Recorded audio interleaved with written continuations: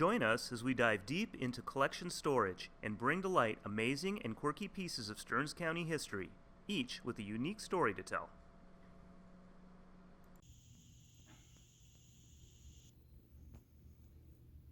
Hey, Eric. Hey there. There's a lot going on here today. There's a band uniform. There are beer bottles, Yeah. some pictures here. How is this all connected? Well, this band uniform was worn by a man named Joe Hostreiter. He played trombone, by the way. Here's a picture of Joe. That's Joe right there with his trombone, same uniform.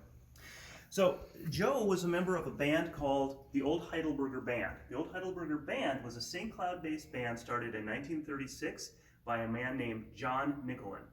Mr. Nicolin owned a local business called the St. Cloud Brewing Company. So this might come as something of a shock. The St. Cloud Brewing Company's flagship product was called Old Heidelberger Beer, hence the name of the band. Clever, huh? So Mr. Nicolin has a very colorful backstory. He was in the music business for decades. He was a music promoter, and he was really into marching bands in particular. So he thought in '36 that what a perfect way of both advertising his business and pursuing a passion of his, music and marching bands, put them both together, and voila, we've got the Old Heidelberger Band. So there's other connections. When we start digging into John Nicolin's backstory, we have some other really, really interesting connections that we'll get to in just a second. Oh boy. John Nicolin was a colorful character. He was born in Jordan, Minnesota in 1862.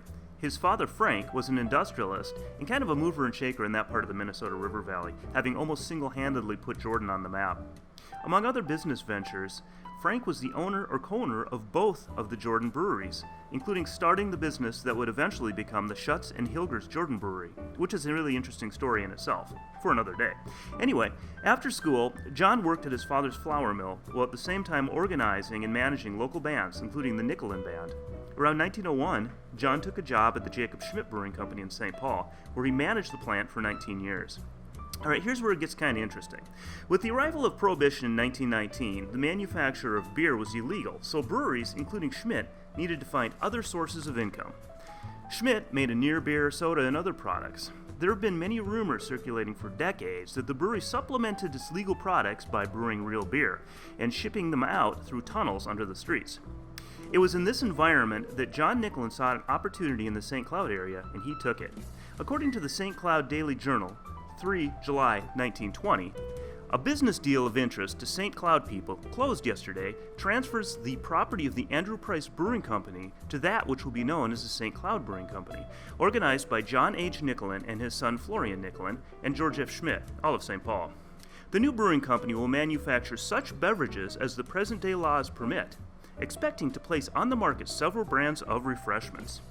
Nicolin apparently took the page from the Schmidt Brewery playbook, as his brewery was raided and seized by the feds in both 1920 and in 1921 for the manufacture of real beer to be sold in the Twin Cities.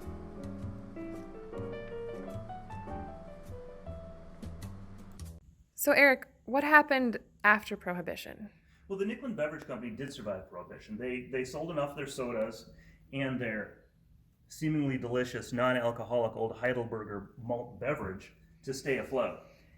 John was a good administrator and a good businessman. He kept the business going, and he started dumping money into the establishment with the advent of legal beer again. So the brewery was renamed the St. Cloud Brewing Company. They started brewing beer legally this time in early 1933. The first barrels of beer hit the market in July of 1933. And the future looked bright. They added on to the brewery. They built new warehouses.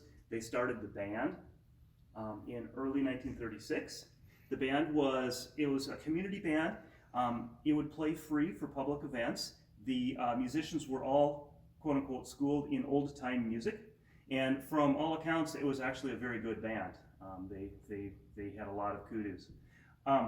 So the future looked bright. Unfortunately, Mr. Nicolin died suddenly, late in 1936, and the band didn't recover from that.